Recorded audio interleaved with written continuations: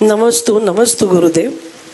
मेरा प्रश्न ये है, आजकल समाज में बहुत सारी युवक युवतियाँ अपना धर्म छोड़ के दूसरे धर्म में शादियाँ करने लगी है, जिससे हर दूसरे दिन पता चलता है कि इसने दूसरे धर्म में शादी की है।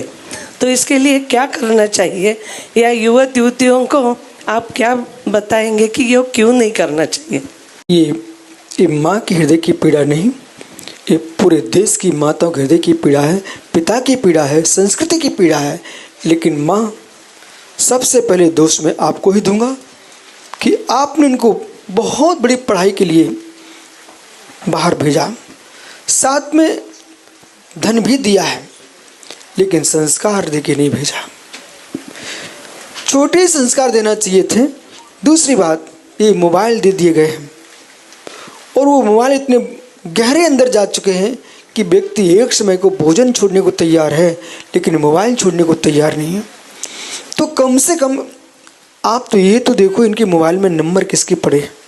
जो अभी भाई ने प्रश्न किया था, जॉब के लिए कहा, अध्ययन के लिए कहा, मैंने पूरी जानकारी निकाली है। अधिकांश जो बच्चियाँ हैं, एक बार बालक मान ले पर बालिका नहीं मान रहे। और ये सब ये तो पढ़ने के नाम से गई हैं या फिर सर्विस के नाम से गए हैं। इसलिए समाज का दायित्व है कि मात्र मुनिराज के पास आकर, गुरुओं के पास आकर निवेदन करने से काम नहीं चलेगा।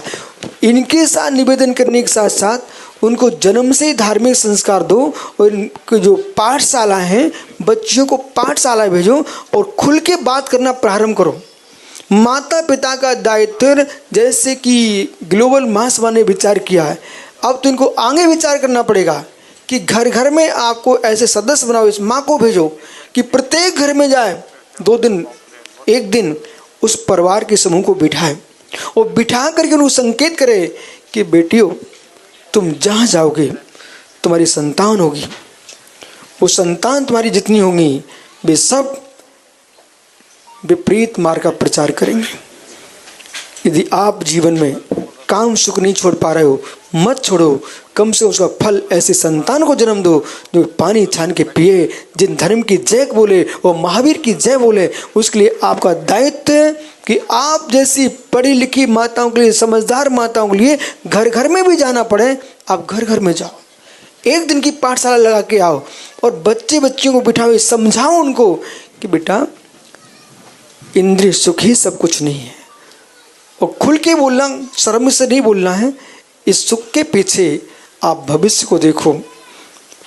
टुकड़े कर करके बेटियों के कहाँ छोड़े जा रहे हैं, कितने डंडे पड़ रहे हैं बेटियों में, परंतु फिर भी इन बच्चियों को समझ में नहीं आ रहा है।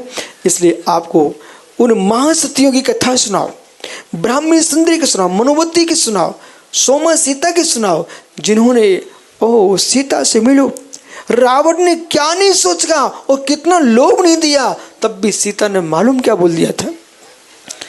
सीतो बचहा कुशीलस्य विभम केवलम बलम साधुजन शीलस्य दरिद्रमपि भूषणम। हे लंकेश, तुम्हारी विभूति कोरा मल है, शीलवंत का दरिद्रता भी भूषण है। और मूल बिंदु अपावज ये है कि बच्चे 35-40 साल के हो रहे हैं, बच्चियां 70 साल की होने के लिए अरे बुढ़ी होने वाली हैं, क्या ब्रह्मचारी रहेंगी क्या? माता पिता का दायित्व एक उम्र के अंदर, वे कितनी पढ़ने की बात करें, बोले शादी की बात पढ़ते लिखते रहना, लेकिन अपनी सीमा के अंदर शादी कराइए।